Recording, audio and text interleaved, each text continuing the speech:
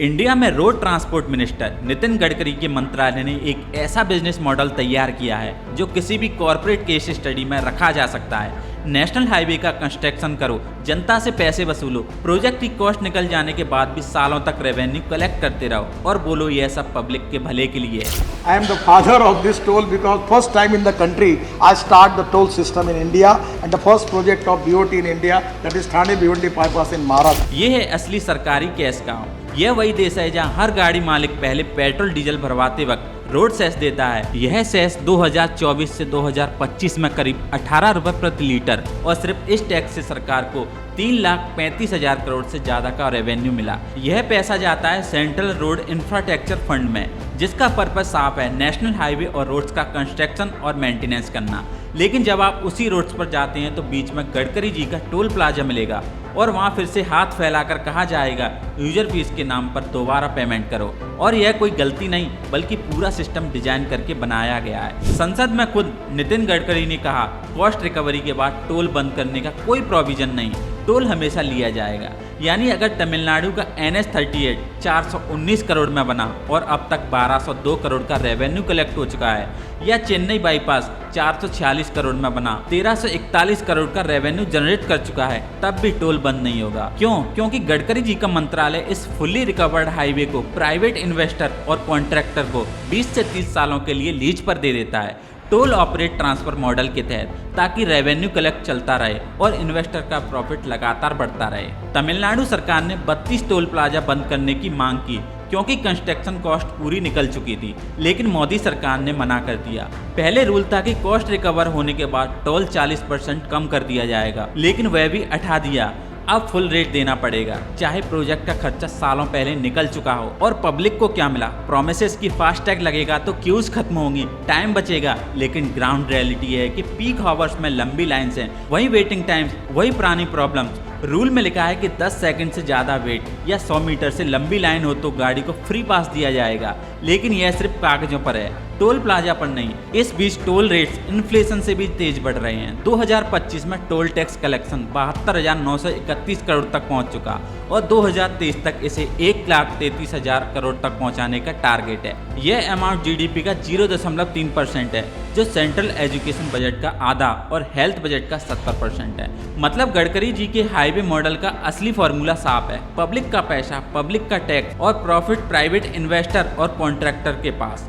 यही मोदी सरकार की टोल पॉलिसी का असली चेहरा है। अब सवाल यह है कि जब हर लीटर पेट्रोल और डीजल पर पहले से ही रोड सेस लिया जा रहा है तो फिर टोल टैक्स क्यों?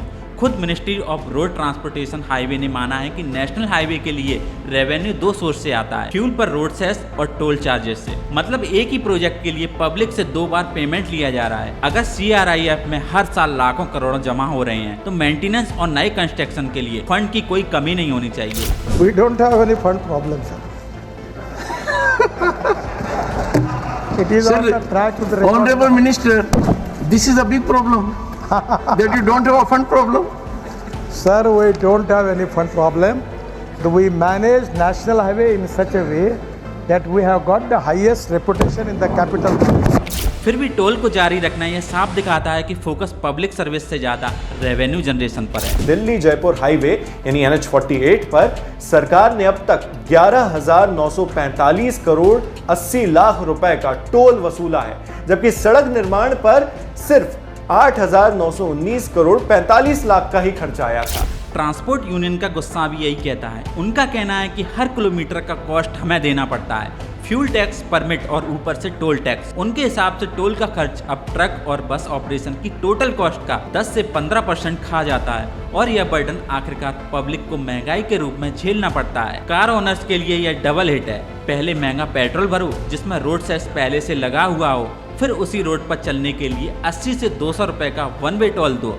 लॉन्ग ट्रिप में यह खर्च हजारों तक पहुंच जाता है, जबकि प्रोजेक्ट का कॉस्ट सालों पहले रिकवर हो चुका हो। गडकरी जी की मिनिस्ट्री इसे यूजर पे मॉडल कहती है, लेकिन असल में ये यूजर पेज एंड पे मॉडल है। गुरुग्राम कोटपुतली जयपुर हाईवे की इसके निर्माण की शुरुआत अप्रैल 2009 में हुई। अब तक टोल वसूली हो चुकी है 9,218 करोड़ 30 लाख रुपए की, जबकि निर्माण खर्च कितना था? 6,430 करोड़ रुपए का। बात करते हैं दिल्ली गुरुग्राम हाईवे की। इसके निर्माण की शुरुआत हुई थी जनवरी 2003 में। और अब तक टोल वसूली हो चुकी है 2,727 करोड़ 50 लाख रुपए की। और निर्माण खर्च कितना था?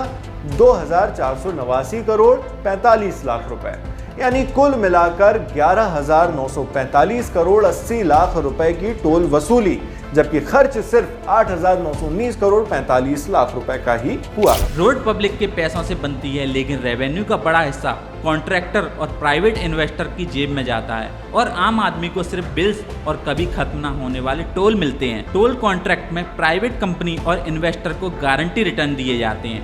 टोल रेवेन्यू जितना बढ़ेगा उतनी ही अर्निंग बढ़ेगी।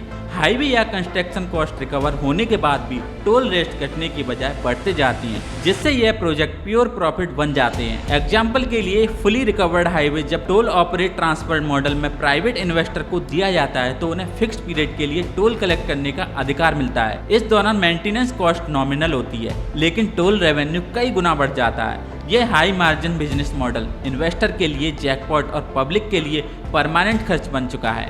हर साल टोल रेट में इंक्रीज का मतलब ट्रांसपोर्ट कॉस्ट बढ़ेगी और ट्रांसपोर्ट कॉस्ट बढ़ने का मतलब है हर प्रोडक्ट हर सर्विस की कीमत बढ़ेगी। भारत के टोल सिस्टम में सबसे बड़ा खेल कॉन्ट्रैक्ट एक्सटेंशन का है। पुराने BOT build operate transfer highway project के एग्रीमेंट में साफ लिखा है कि जब कंस्ट्रक्शन कॉस्ट और इन्वेस्टर का तय रिटर्न रिकवर हो जाए तो यह सड़क सरकार को वापस सौंप दी जाती है, या टोल टैक्स हटा दिया जाएगा या रेट्स काफी कम कर दिए जाएंगे। लेकिन नितिन गडकरी के दौर में इसका उल्टा हो रहा है। कॉस्ट रिकवर पूरे हो जाने के बाद भी मिनिस्ट्री इन हाईवे पर टोल बंद नहीं करती। इसके बजाय यह सड़क को फिर से प्राइवेट इन्वेस्टर को लंबे समय के लिए लीज पर दे दिए जाते हैं। इसका मतलब यह है कि जिस सड़क पर जनता ने सालों तक टोल दिया अब वह नए इन्वेस्टर को दे दी जाएगी, जो अगले 20-30 साल तक उसी रोड से रेवेन्यू कलेक्ट करता रहेगा। यह साफ दिखता है कि पॉलिसी का झुकाव इन्वेस्टर और कॉन्ट्रैक्टर की कमाई सुरक्षित रखने और भले ही पब्लिक को अतिरिक्त बोझ झेलना पड़े। इस मॉडल में अक्सर वही बड़े कॉन्ट्रैक्टर और कंपनियां जीतती हैं जिनका पॉलिटिकल नेटवर्क मजबूत होता है। टोल राइट्स मिलने के बाद उन्हें एश्योर्ड रिटर्न भी मिलता है और पब्लिक के पास कोई विकल्प नहीं बचता। अगर सड़क पर चलना है तो टोल देना पड़ेगा। फास्टैग को लॉन्च करते समय इसे गडकरी जी का मास्टर स्ट्रोक कहा गया। उस समय दावा किया गया था यह क्यू खत्म कर देगा, प्रोसेसिंग टाइम कुछ ही सेकंड का होगा और फ्यूल वेस्टेज रुक जाएगी। मिनिस्ट्री के आंकड़े बताते हैं कि 2014 में एवरेज वेट टाइम 7 से 34 सेकंड यानी कि लगभग 12 मिनट था, जो 2023 में घटकर 47 सेकंड रह गया। रेवेन्यू कलेक्शन भी स्ट्रीमलाइन हो गया और फाइनेंशियल ईयर 2025 तक 341 करोड़ ट्रांजैक्शन टैक्स से हुए।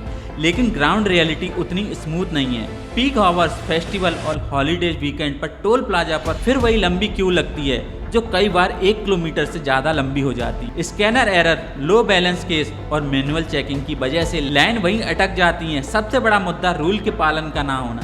NHAI के अनुसार अगर 10 सेकंड से ज़्यादा वेट या 100 मीटर से लंबी लाइन हो तो व्हीकल्स को टोल फ्री कर देना चाहिए, लेकिन पब्लिक को इस अधिकार के बारे में जानकारी नहीं है और टोल ऑपरेटर इसे लागू नहीं करते। ऑपरेशंस के ऊपर रेवेन्यू टारगेट का दबाव होता है, इसलिए वे फ्री पास देने की बजाय फेस्टिवल के समय प्लाजा पर एक्स्ट्रा लेन्स खोल देते हैं जिनमें स्कैनर नहीं होते। उन लाइन से गुजरने वाले वाहनों की तस्वीर खींच ली जाती है और बाद में फास्टैग से अमाउंट डिटेक्ट कर लिया जाता है। कई बार डिटेक्शन गलत होते हैं और रिफंड प्रोसेस लंबा और परेशान करने वाला होता है। इसका नतीजा ये है कि टैग ने कैश हैंडलिंग को कम किया है, लेकिन जाम खत्म नहीं हुए। टेक्नोलॉजी बदल गई, लेकिन पब्लिक का एक्सपीरियंस पूरी तरीके से बेहतरीन नहीं हुआ। पब्लिक को हर साल बढ़ते टोल रेट्स और लंबी लाइनें मिलती हैं। यही है मोदी सरकार और नितिन गडकरी की टोल पॉलिसी का असली चेहरा। यह मॉडल सिर्फ अनफेयर नहीं, यह टैक्स पेयर के साथ एक्सप्लोटेशन है। अगर किसी को लगता है यह रोड फ्यूचर में फ्री होंगी तो यह सिर्फ एक सपना है। नितिन गडकरी ने खुद कह दिया है कि टोल हमेशा लिया जाएगा। इसका मतलब है कि ओनरशिप पब्लिक की है, यूजेज पब्लिक का है, लेकिन रेवेन्यू और प्रॉफिट का मालिक कोई और है। इस सिस्टम को बदलना जरूरी है। पब्लिक फंडिंग से बनी रोड्स पर लाइफ टाइम टोल सिर्फ कॉन्ट्रैक्टर और इन्वेस्टर को फायदा देता है, जनता को नहीं। रोड्स बनने के बाद उनका एक्सेस अफोर्डेबल होना चाहिए, ना कि सालों तक रेवेन्यू कलेक्ट करने का जरिया बना रहे। अगर आप भी मानते हैं कि यह मॉडल गलत है और पब्लिक का पैसा इस्तेमाल पब्लिक के हित में होना चाहिए, तो इस वीडियो को शेयर कीजिए, अपनी आवाज़ उठाइए और लोगों को बताइए कि टोल का असली सच क्या है। चैनल को सब्सक्राइब कीजिए। मिलते हैं आपसे अगली वीडियो में, तब तक के लिए जय हिंद।